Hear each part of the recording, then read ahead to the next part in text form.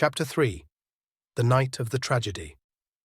To make this part of my story clear, I append the following plan of the first floor of Styles. The servants' rooms are reached through the door B. They have no communication with the right wing, where the Inglethorpes' rooms were situated. It seemed to be the middle of the night when I was awakened by Lawrence Cavendish. He had a candle in his hand, and the agitation of his face told me at once that something was seriously wrong. "What's the matter?" I asked, sitting up in bed and trying to collect my scattered thoughts. "We are afraid my mother is very ill. She seems to be having some kind of fit. Unfortunately, she has locked herself in." "I'll come at once." I sprang out of bed and, pulling on a dressing gown, followed Lawrence along the passage and the gallery to the right wing of the house. John Cavendish joined us, and one or two of the servants were standing round in a state of awe-stricken excitement. Lawrence turned to his brother. "What do you think we had better do?" Never, I thought, had his indecision of character been more apparent. John rattled the handle of Mrs. Inglethorpe's door violently, but with no effect. It was obviously locked or bolted on the inside. The whole household was aroused by now. The most alarming sounds were audible from the interior of the room. Clearly, something must be done. "Try going through Mr. Inglethorpe's room, sir," cried Dorcas. "Oh, the poor mistress." Suddenly I realized that Alfred Inglethorpe was not with us, that he alone had given no sign of his presence. John opened the door of his room. It was pitch dark, but Lawrence was following with the candle, and by its feeble light we saw that the bed had not been slept in, and that there was no sign of the room having been occupied. We went straight to the connecting door. That, too, was locked or bolted on the inside. What was to be done? "Oh dear, sir," cried Dorcas, wringing her hands. "Whatever shall we do?" "We must try and break the door in, I suppose. It'll be a tough job, though. Here, let one of the maids go down and wake Bailey and tell him to go for Dr. Wilkins at once. Now then, we'll have a try at the door. Half a moment, though. Isn't there a door into Miss Cynthia's rooms?" "Yes, sir, but that's always bolted. It's never been undone." "Well, we might just see." He ran rapidly down the corridor to Cynthia's room. Mary Cavendish was there, shaking the girl, who must have been an unusually sound sleeper, and trying to wake her. In a moment or two, he was back. "No good. That's bolted too. We must break in the door. I think this one is a shade less solid than the one in the passage." We strained and heaved together.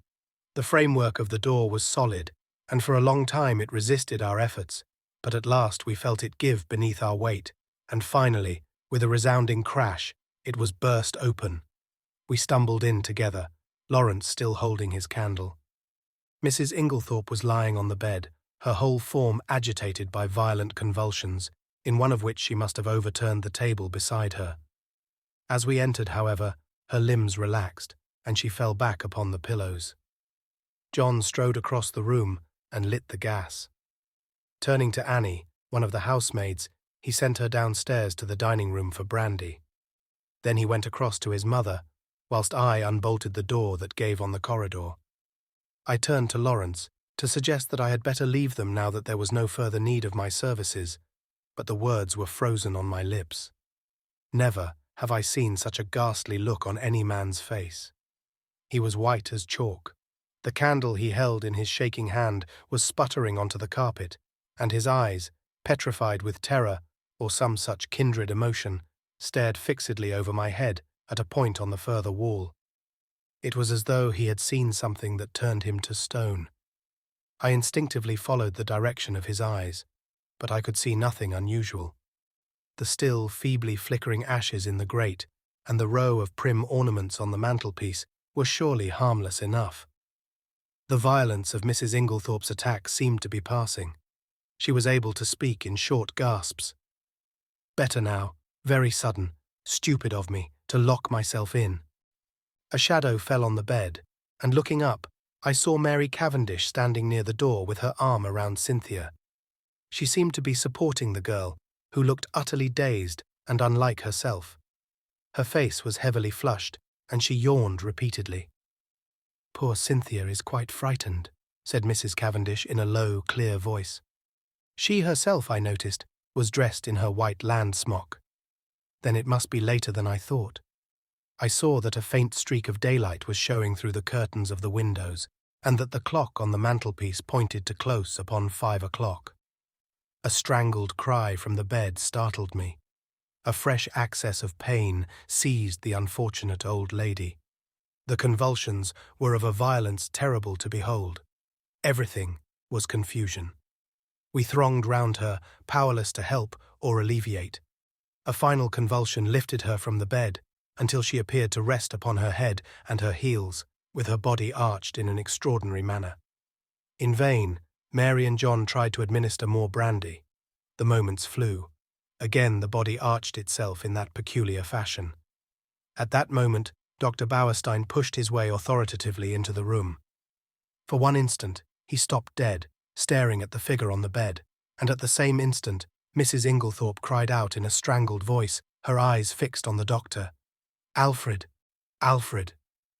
Then she fell back motionless on the pillows. With a stride, the doctor reached the bed, and seizing her arms worked them energetically, applying what I knew to be artificial respiration. He issued a few short, sharp orders to the servants. An imperious wave of his hand drove us all to the door. We watched him, fascinated, though I think we all knew in our hearts that it was too late, and that nothing could be done now. I could see by the expression on his face that he himself had little hope. Finally, he abandoned his task, shaking his head gravely. At that moment, we heard footsteps outside, and Dr. Wilkins, Mrs. Inglethorpe's own doctor, a portly, fussy little man, came bustling in. In a few words, Dr. Bauerstein explained how he had happened to be passing the lodge gates as the car came out, and had run up to the house as fast as he could, whilst the car went on to fetch Dr. Wilkins. With a faint gesture of the hand, he indicated the figure on the bed. "Wie sad, murmured Dr. Wilkins. "Poor dear lady. Always did far too much against my advice. I warned her. Her heart was far from strong. Take it easy, I said to her. Take it easy. But no, her zeal for good works was too great. Nature rebelled. Nature rebelled." Dr. Bauerstein, I noticed, was watching the local doctor narrowly. He still kept his eyes fixed on him as he spoke. "The convulsions were of a peculiar violence, Dr. Wilkins. I am sorry you were not here in time to witness them. They were quite tetanic in character." "Ah," said Dr. Wilkins wisely. "I should like to speak to you in private," said Dr. Bauerstein. He turned to John. "You do not object?" "Certainly not." We all trooped out into the corridor, leaving the two doctors alone, and I heard the key turned in the lock behind us. We went slowly down the stairs. I was violently excited. I have a certain talent for deduction, and Dr. Bauerstein's manner had started a flock of wild surmises in my mind. Mary Cavendish laid her hand upon my arm. "What is it? Why did Dr. Bauerstein seem so peculiar?" I looked at her. "Do you know what I think?" "What?" "Listen." I looked round. The others were out of earshot. I lowered my voice to a whisper. "I believe she has been poisoned. I'm certain Dr. Bauerstein suspects it." "What?" She shrank against the wall, the pupils of her eyes dilating wildly. Then, with a sudden cry that startled me, she cried out, "No, no, not that, not that," and breaking from me, fled up the stairs. I followed her, afraid that she was going to faint. I found her leaning against the banisters, deadly pale. She waved me away impatiently. "No, no, leave me. I'd rather be alone. Let me just be quiet for a minute or two. Go down to the others." I obeyed her reluctantly. John and Lawrence were in the dining room. I joined them. We were all silent, but I suppose I voiced the thoughts of us all when I at last broke it by saying, "Where is Mr. Inglethorpe?" John shook his head. "He's not in the house." Our eyes met. Where was Alfred Inglethorpe? His absence was strange and inexplicable. I remembered Mrs. Inglethorpe's dying words. What lay beneath them? What more could she have told us, if she had had time? At last we heard the doctors descending the stairs. Dr. Wilkins was looking important and excited, and trying to conceal an inward exultation under a manner of decorous calm. Dr. Bowerstein remained in the background, his grave bearded face unchanged. Dr. Wilkins was the spokesman for the two. He addressed himself to John.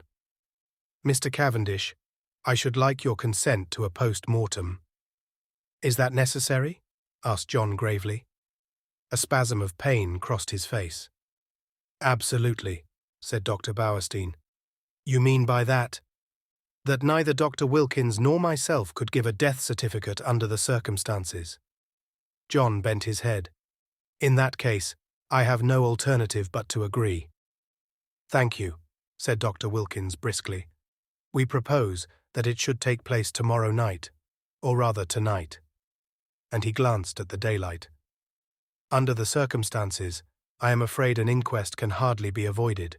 These formalities are necessary, but I beg that you won't distress yourselves."